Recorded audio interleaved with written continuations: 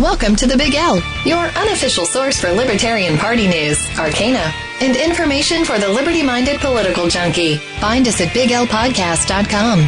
Here's your host, Libertarian Party insider and the pink flame of liberty, Caryn Ann. Well, hello, everyone, and welcome to the Big L Podcast, where size does matter. We will be doing part 2 of the Libertarian wing of the Libertarian Party. Yay, let the triggering begin.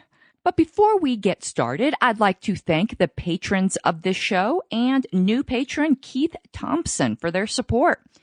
If you enjoy this content, please help with your voluntary support. While this is a labor of love, it can't be anything more than that without your support, as mama still gotta eat, you know what I mean?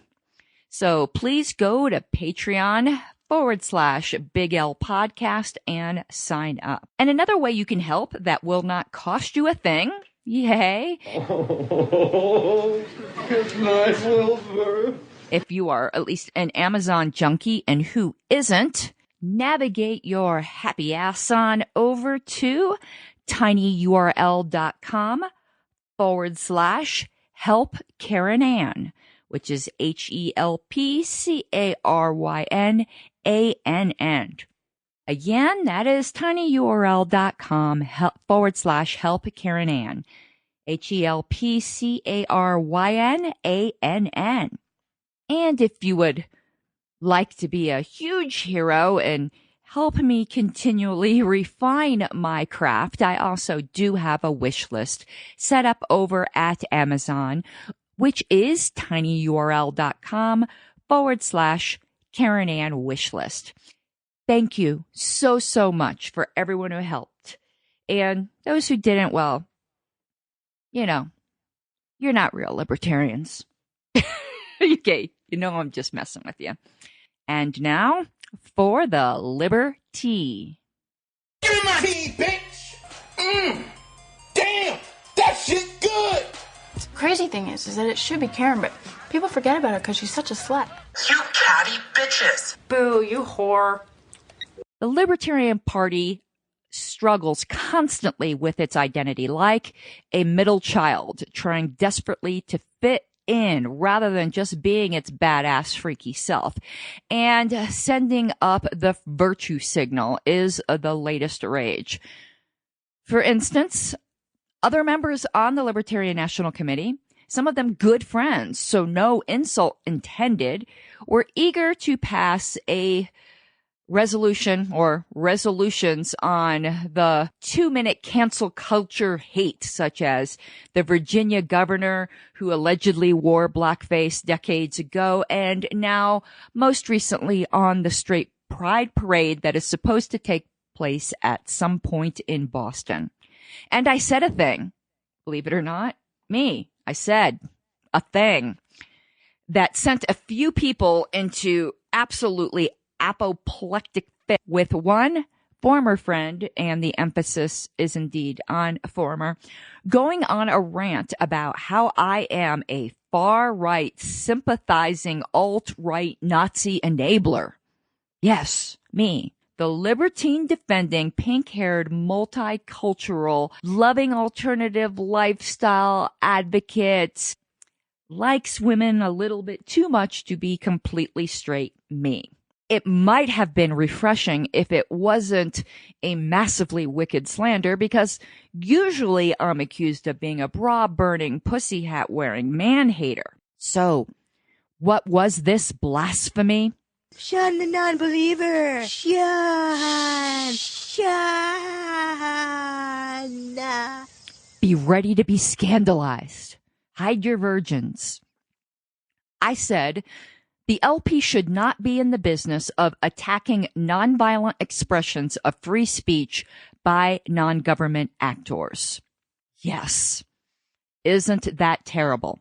Now, this was on Facebook, and it was never intended to be read devoid of context, which was the libertarian meltdown over the straight pride parade, nor intended to be a work of philosophical precision, but a general statement.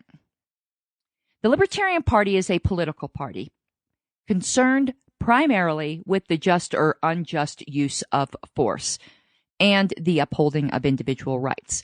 Issues of personal morality that do not involve force or the advocation of force simply is outside our lane, and things are often not quite so clear when you step into that morass of the culture wars.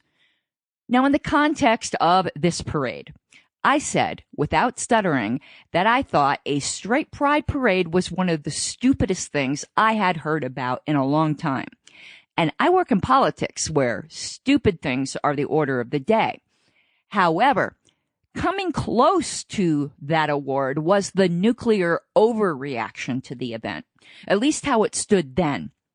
And I do have to couch it that way because it hasn't happened yet and things can morph. Who the hell knows what it will turn into? You know, it could end up being another Tiki Taliban a la Charlottesville, but that's not what it is now. And the spasmodic raging, the shrieking that this is hate, hate, hate. Shame.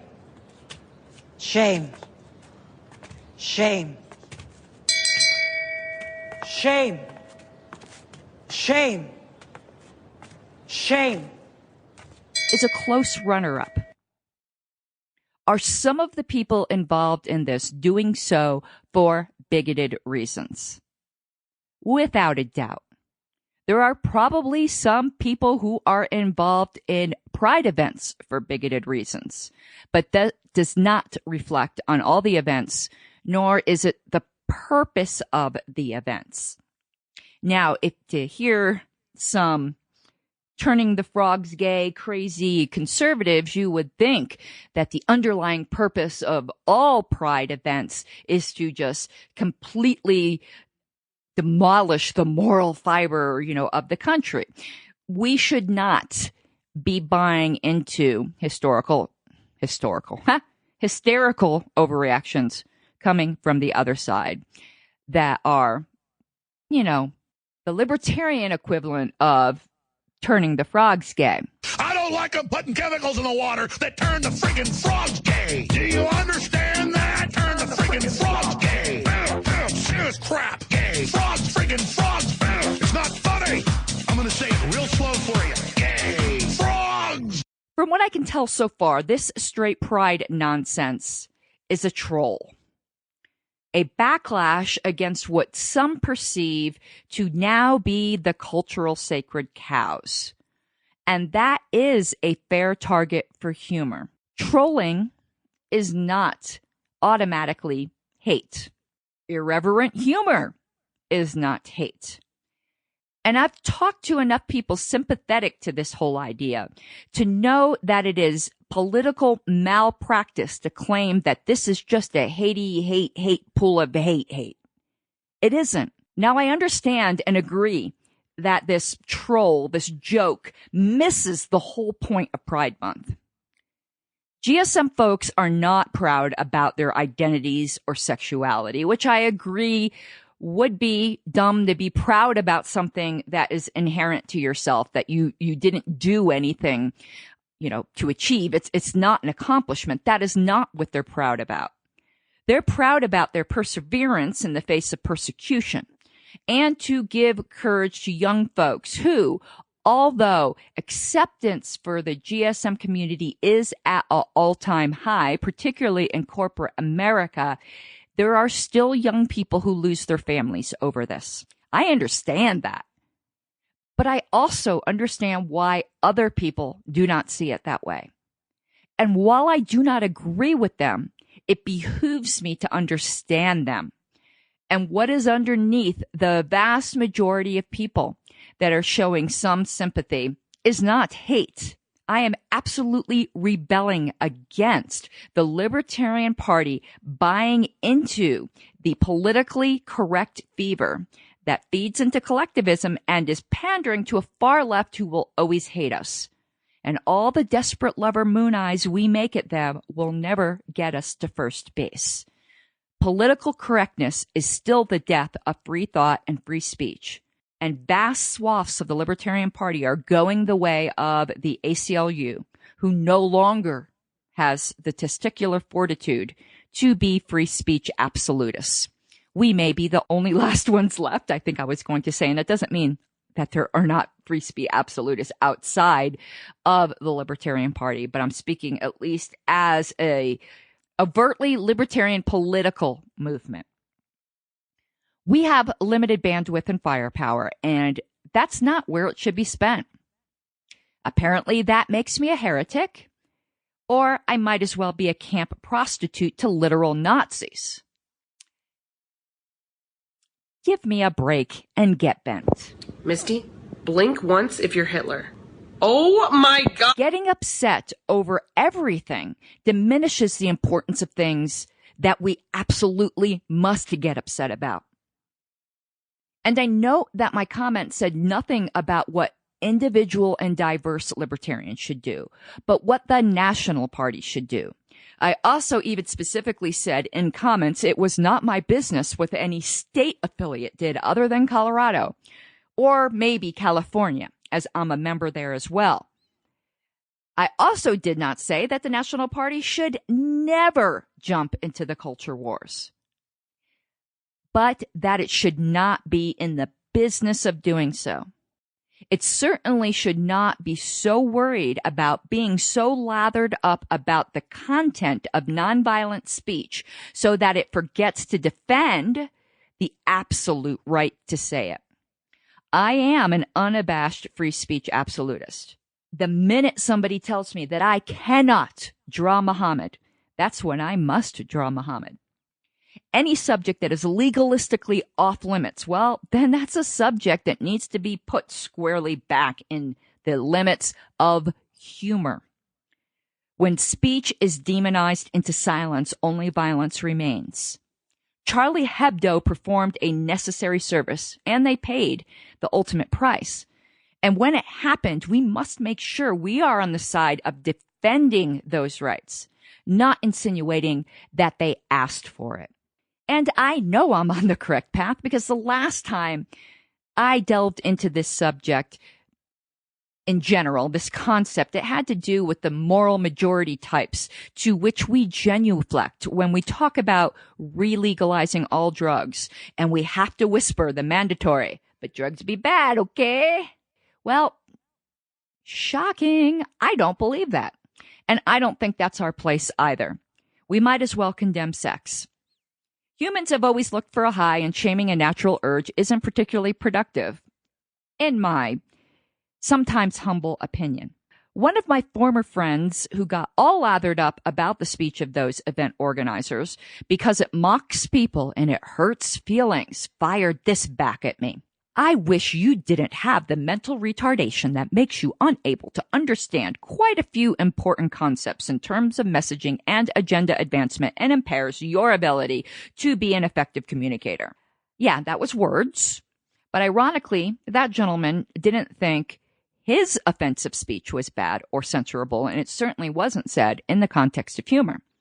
Funny that. We are all about toleration in the same way that Henry Ford said you can have your Model T any color you like as long as it's black. Sorry, dear heart, I prefer pink.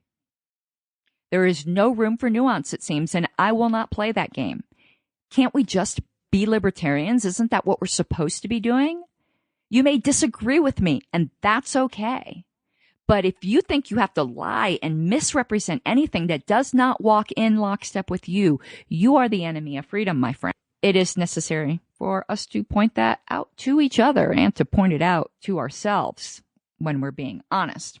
Well, enough on that. There is another Libertarian Party drama, an actually very interesting situation that has to do with the Libertarian Party of California and a recent ruling by their judicial committee.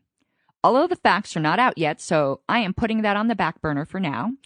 And I may just do that as a bonus episode for those who aren't moochers. But that is really inside baseball or dodgeball at its finest. What this party needs is a whole lot less piss and vinegar and a whole lot more, well, reasonable people can disagree. All right. The teacup is empty. The Mad Hatter has retired to his chambers. Last episode, I said we would be spending some time going over principles that I found were held in high regard by the early party. And they are absolutely necessary if we are to be effective. Effective in our mission.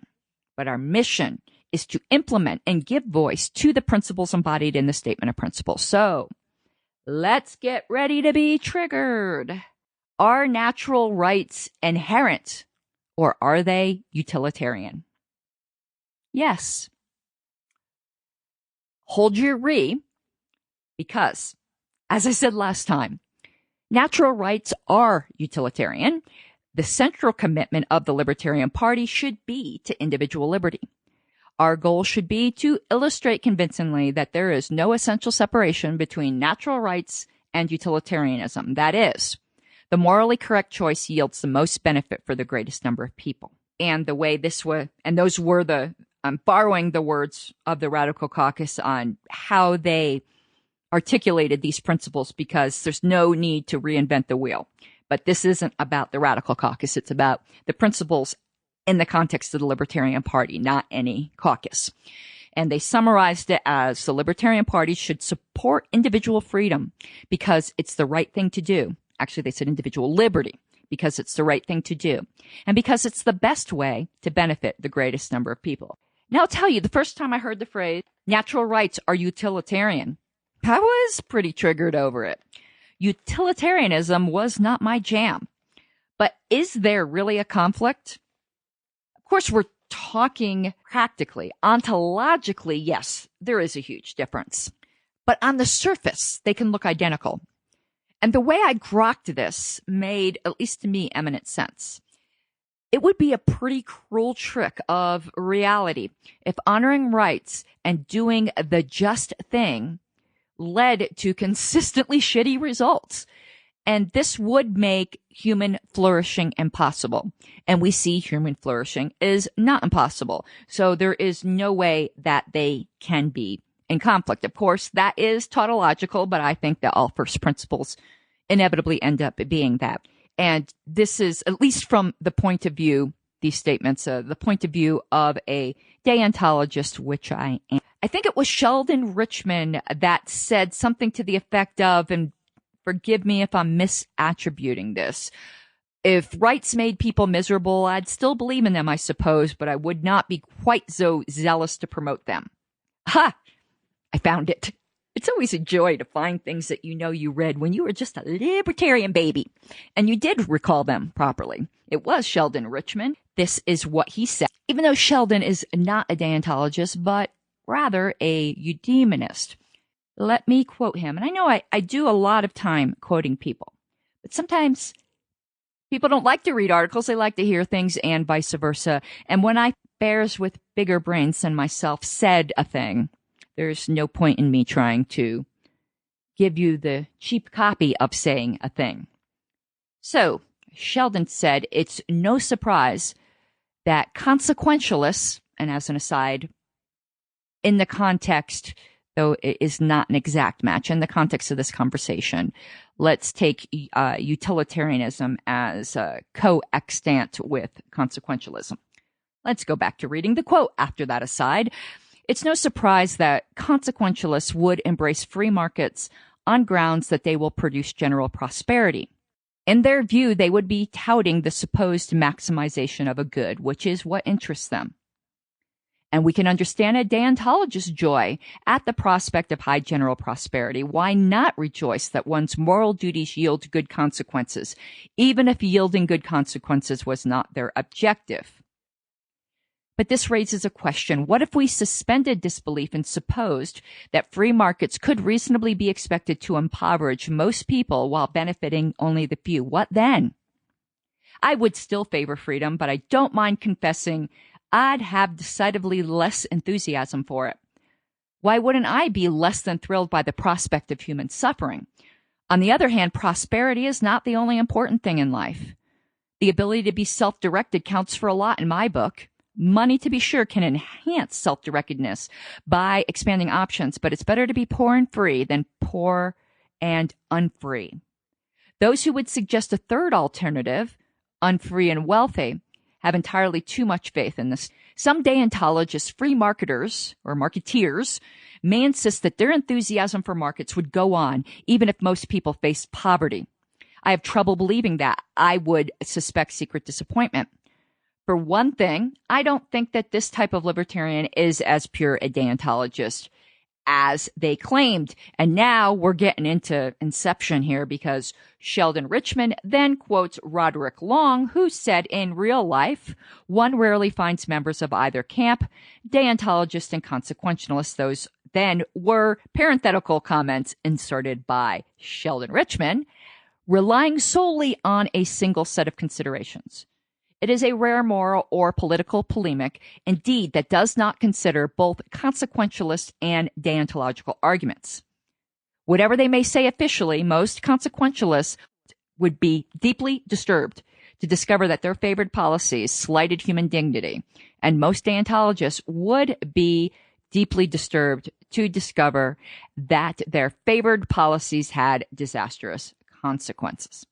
And I think we all intuit that is true. And this is how I always recommend that we message. We should never, never only message on results, but we should also never, never message solely on principles. That is a stunted view of freedom. Often I find, as we are flesh-bound creatures, that for most people, the easiest way to grab their attention is to at first deal with the what's in it for them consequentialist argument, and then happily show that this is derived from principles. Now, in that piece quoted by Roderick Long, let's start over. In that piece quoted by Sheldon Richman that was written by Roderick Long, does a great job of showing this inevitable concurrence. And they posit resolutions, and both settle on eudaimonism. Though, at least right now, and as an aside, eudaimonism is, we're going to get real simplistic here. So utilitarianism or consequentialism is the idea that the goal, that the moral thing to do is the thing that benefits the most people or leads to the most human flourishing. There's many ways to posit it. Deontologist is someone that values rules above all. There's the famous, and it means moral rules. The quote for deontologists is, "Do what is right, though the sky may." And eudaimonism is also called virtue ethics, which states that virtue and morality is not all of one piece, that they are all so intertwined that the virtues support each other, that you cannot have one virtue without having the other. But right now, it seems to me, and perhaps I'll change my mind in the future, that eudaimonism is just another word for the concurrence, and it really doesn't do any extra work in the conversation. In other words, I don't think it really is a third way, separate from consequentialism and deontology. I just think it's a healthy expression of the two without necessarily taking a side, perhaps, though if pressed, I would say it is a deontological view. Roderick gives an example of sandalwood. I think this is Roderick. Hope it wasn't Sheldon. It was one of the two. Sandalwood. You can be pretty sure that a substance is sandalwood if it smells like sandalwood. But that smell is just a characteristic of the essence that makes the thing called sandalwood. It's not the essence itself. And he divided these two things philosophically into principium essendi and principium cognoscendi. And so that we do not need to go around with brushing up our Latin, let's just call it the principal essence or a principal characteristic. Again, I know that's not precise, but it will keep me from saying principium way too many times than should ever be said in any one conversation that is not in a Latin class, to be honest. So, to bring it into this liberty philosophy, a deontologist would say justice occurs when people are not treated as a means to an end, but an end in themselves. And good results is the after effect of justice, as the smell follows sandalwood. But a consequentialist says justice is essentially when there are good consequences for people, that justice follows from good results for people as the smell of sandalwood follows it. These are mirror images of each other, even though when you combine them, they look the same. But there is fundamental differences. And one of the views is principled philosophical libertarianism, and the other one is not. And while in practicality, there is no day-to-day difference, when it comes to freedom, one liberty is more secure. And I will get back to explaining, because I know some people probably got really upset when I said one is principled libertarianism and the other is not. Please hold your offense, because I'm using those words in a very specific way, which may not be the way you are taking them. And to explain, I hope you do not mind me reading an essay by George Smith. It's my show. I'm going to do it whether you mind or not, but I hope you do not mind. Hey, and perhaps this is the beginning of my ASMR career, or my illustrious career in audiobooks. Who knows? So this essay is called Jack and Jill and Two Kinds. The little working synopsis says, Smith analyzes two kinds of freedom, pragmatic and moral, and gives examples of how this distinction has been used in the history of libertarian thought. We stand on the shoulder of giants. The giants thing was my aside. All right. Libertarianism is associated with what many philosophers call the idea of negative freedom, i.e., freedom from the coercive interference of others. To the extent that I am not restrained by the use or threat of use of physical force from acting according to my own judgment, I am said to be free. Freedom in this sense depends on how others act in regards to me. And since actions are guided by value judgments, I can be free only to the extent that others value my freedom by refusing to aggress against me. This brings us to the key question. Why would other people value my freedom? The reasons for respecting the freedom of others fall into two broad categories, which I shall call pragmatic and moral. The difference involved in my distinction may be illustrated as follows. Consider the hypothetical case of Jack, an ethical nihilist who does not believe in any moral principles whatsoever. He sees other people as natural resources that may be exploited for his convenience, beasts of burden that may be beaten into compliance or even killed if necessary. Jack, in other words, draws no moral distinction between persuasion and coercion.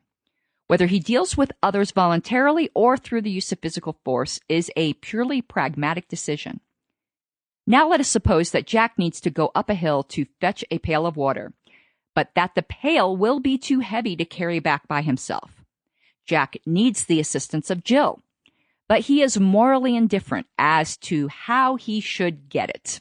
Whether he uses persuasion or force is a pragmatic consideration, a matter of expediency rather than ethics. In this particular case, however, Jack decides to try voluntary persuasion first, plan A, and then, should this plan fail, resort to threats of violence if Jill does not agree to help, plan B. It turns out that the voluntary method of plan A does the job. Jill, unaware that Jack even has a plan B, agrees to help, so up the hill they go. In this case, Jill is objectively free vis-a-vis Jack.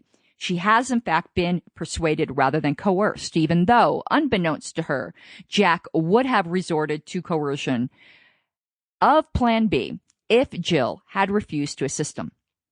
Jack's external behavior conforms to the rules of justice, despite his ethical nihilism and willingness to use force.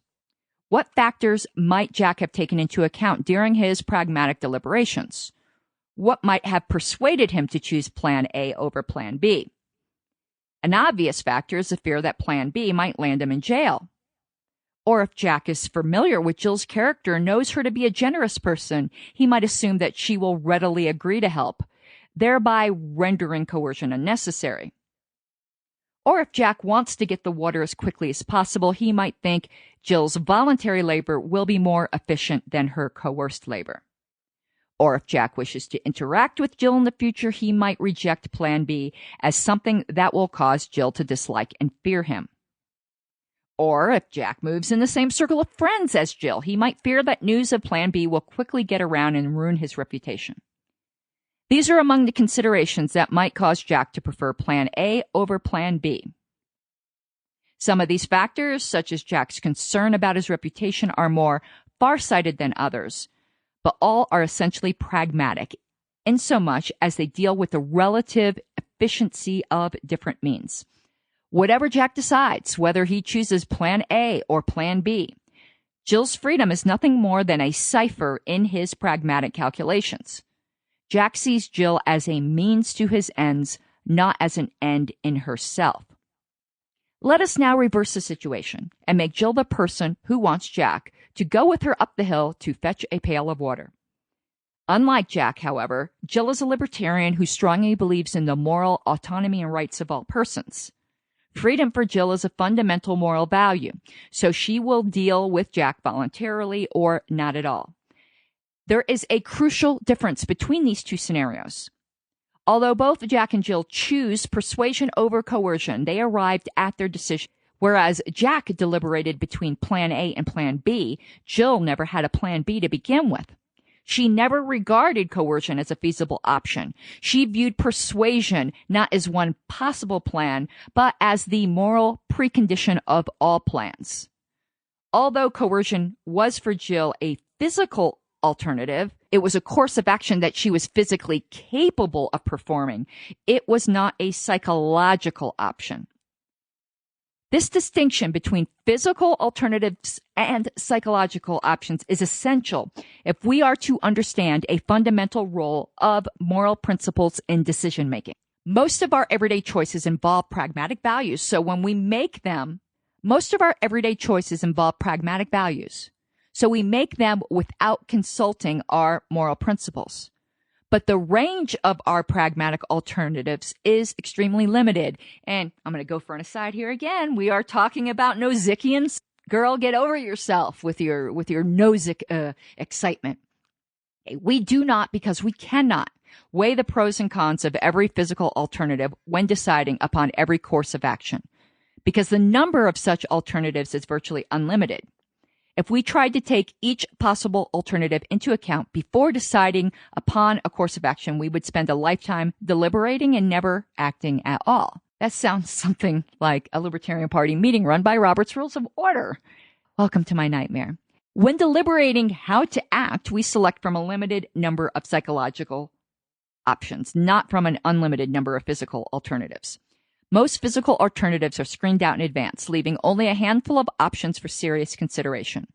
Our moral principles play a crucial role in this screening process. For example, most people who need to raise money do not regard bank robbery as one pragmatic option among others.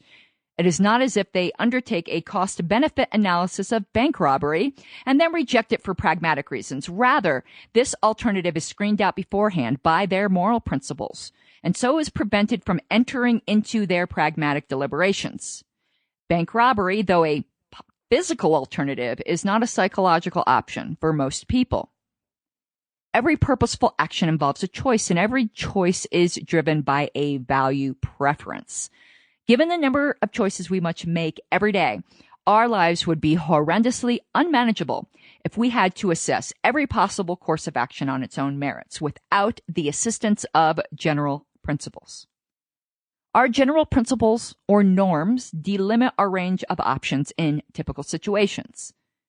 Thus, rather from having to choose from a vast number of physical alternatives, norms enable us to focus on a manageable number of realistic options.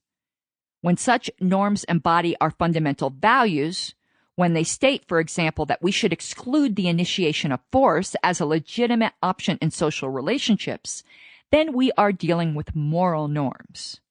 Moral decisions reflect our basic values, and moral norms determine the nature and range of morally legitimate options.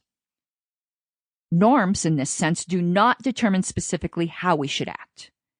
They do not prescribe one option, A, to the exclusion of all other physical possibilities, B, C, D, and so on through Z.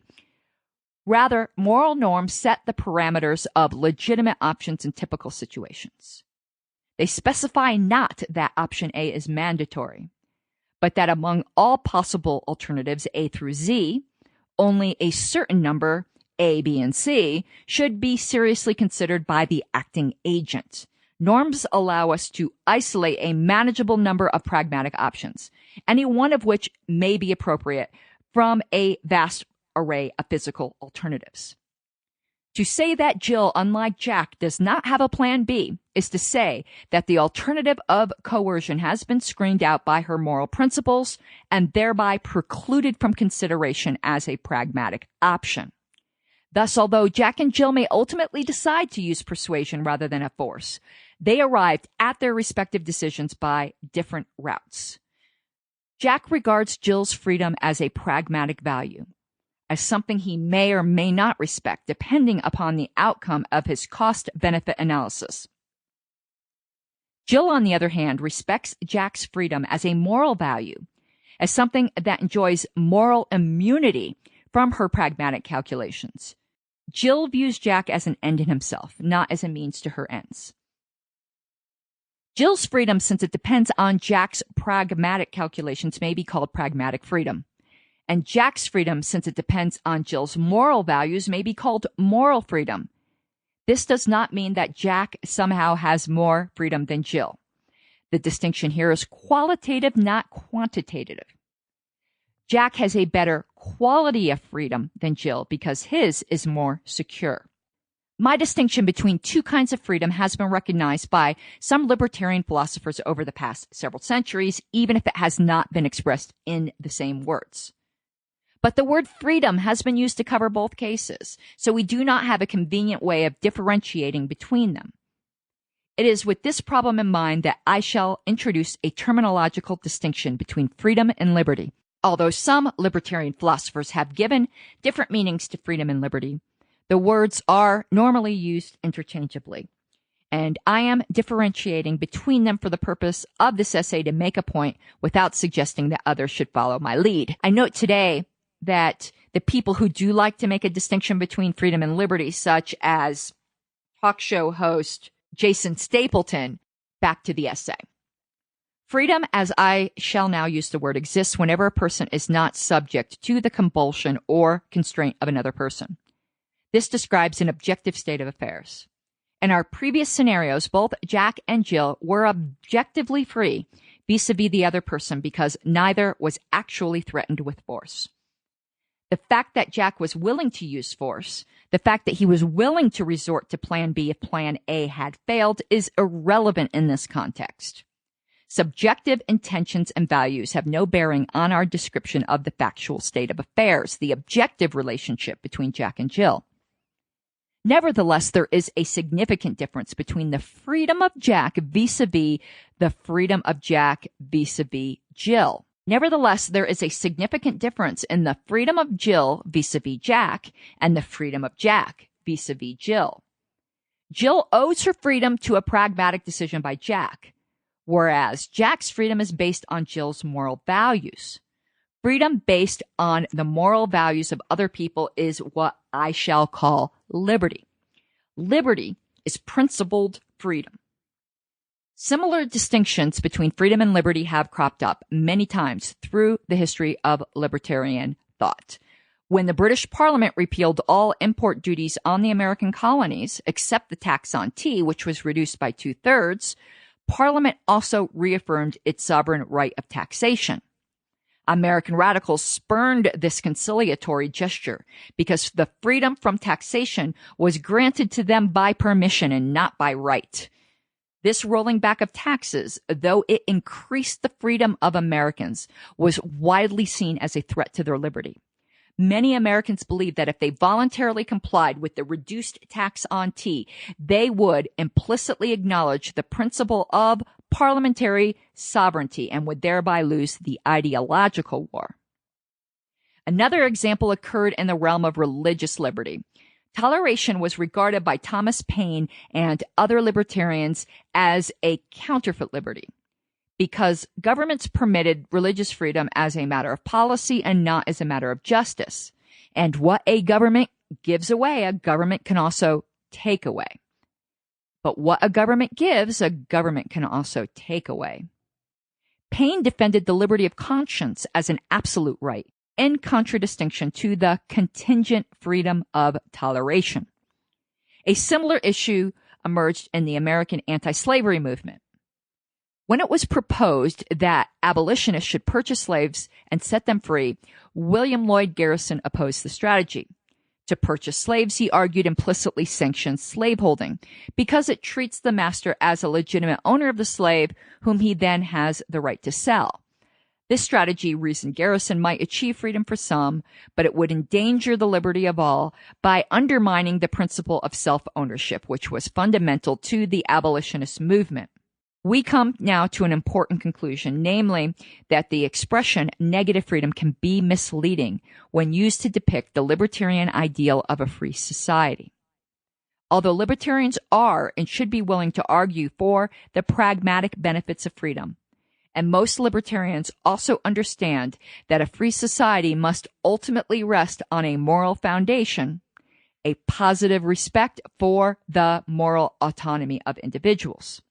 In short, freedom has both negative and positive aspects. No one understood the dual nature of freedom better than Ayn Rand, as she put it with characteristic lucidity in Man's Rights. The concept of a right pertains only to action, specifically to freedom of action. It means freedom from physical compulsion, coercion, or interference by other men. Thus, for every individual, a right is the moral sanction of a positive, of his freedom to act on his own judgment, for his own goals, by his own voluntary, uncoerced choice. As to his neighbors, his rights impose no obligations on them, except of a negative kind, to abstain from violating his rights. And that is the end. And wow, to me, that was like deep. That was deepity deep. And it explains a lot in where we struggle at times in our terminology and cause inadvertent offense. So the statement that I asked you to hold your judgment on was the one that principled libertarian statement, let's put it that way, is one that would posit that natural rights are utilitarian, but not the opposite. We are Jill in this instance. But I see the flaw in that wording, and that is the flaw that causes the initial triggering on both sides, because it seems we are saying that the essence is the smell. Rather, what we are communicating is that good consequences flow from natural rights, just as that wonderful smell flows from sandalwood. So while there are libertarians who honor natural rights that are consequentialists, as well as those who are deontologists, only one is principled libertarianism. The other is principled consequentialism. Principled here is not in juxtaposition to unprincipled, as in devious, shady, shifty, janky, whatever you want to say. It is in contrast to the principium essendi, in contrast to the mere principium cognoscendi, essential, rather than, let me try this word, cognoscendian. Libertarianism is deontological. Now, I'm going to do a bonus episode over the weekend. There is an individual in the Libertarian Party who calls me, well, he doesn't call me this. I call me this as a joke because he insisted that in my historical work, I must be shredding all the evidence that the non-aggression principle is not actually a libertarian idea. You can't make these things up. I'll present one of his arguments where he argues that the Libertarian Party is consequentialist and not deontological. It's very interesting. One thing it does teach me is sometimes we become so entrenched in our own views that we cannot possibly see and this is bringing things full circle, how other people could see it differently. Other people are not stupid or evil, and they are not walking into walls face first. They have a reason for what they think. And rather than presuming bad faith, insanity, or literal Nazis, it's better to try to figure out where they are coming from. I guess that's a utilitarian action in order to honor their natural rights. That's so fetch, right? I know. Sorry, I'm on a mean girl streak. Not sorry, actually. If we're going to do the mean girls thing, that's it for today. Well, I hope this scratched you where you itched. If your itches are in very weird philosophical places, I'm glad that there are other people who want to go on this journey with me. Next episode, that's not a bonus episode, we will discuss the next two principles. I'm going to read them aloud so that you can ponder on them until we talk again, which, again, I make every effort to make weekly. But without lettuce, I said, Mama got to eat. Even though Mama don't eat much, Mama still got to eat, which means that I have to go work in the salt mines and cannot do this every day. Cannot sit down and dedicate huge blocks of uninterrupted time. And these podcasts take time. So the two things for next time. Radical abolitionism. And we will use this description as the word radical means going to the root of something. Radical libertarians, and to me, that's redundant, should not merely propose small changes to the status quo and debate the fine points of government policy with the opponents of freedom. Instead, libertarians must always make clear that the outright removal of the injustice and interference of the state is our ultimate goal. Speaking from our basic principles avoids the quagmire of self-imposed obligatory gradualism. Rather than offering compromise, we should demand what we really seek, a free society, and let our opponents offer the compromises. And the summary statement on that was the Libertarian Party is the only political party that traditionally advocates for real freedom from government interference. We should emphasize this revolutionary approach rather than watering it down with uninspiring language that is a de facto endorsement of the status quo. Next is principled populism, another triggered word. But remember, it is modified by principled. The Libertarian Party should be a mass participation party operating in the electoral arena and elsewhere, devoted to consistent libertarian principle and committed to liberty and justice for all.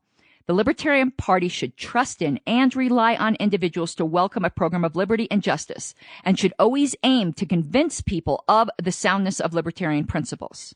Simply repeating our basic principles and not proposing transition measures is ineffective in the short run because only a small part of the populace is interested in liberty in the abstract. And hiding or abandoning our principled positions is ineffective in the long run because it fails to sustain us as a movement and attract and retain new libertarians. And that summary statement is our language should inspire by reflecting our goals, not the compromises we may have to accept on the way to gaining them. The Libertarian Party should be active in all areas of the political sphere with the expectation that individuals who hear and understand our message of freedom and the steps we can take today to increase liberty will choose to join enthusiastically in our journey. Thank you so much, and you have an awesome day. Mi guapos de libertad. Thank you for listening to The Big L, where size does matter. Subscribe today and help support the show by going to BigLPodcast.com. This has been a Pax Libertas Productions podcast. I must take this time to disseminate the appropriate disclaimers and advisories. If it pleases the Crown, while I am an officer of the National Libertarian Party and have in fact sold my soul to the blessed chicken on a stick, all opinions, perspectives, rants, jokes, and outbursts of any and all kinds are solely me speaking on my own behalf and not on behalf of the party. I am not the party spokesperson, just a fanatic who happens to hold a position. Before anything else, I am a liberty activist, just like you. And if you call me a politician, I die a little inside. Thank you.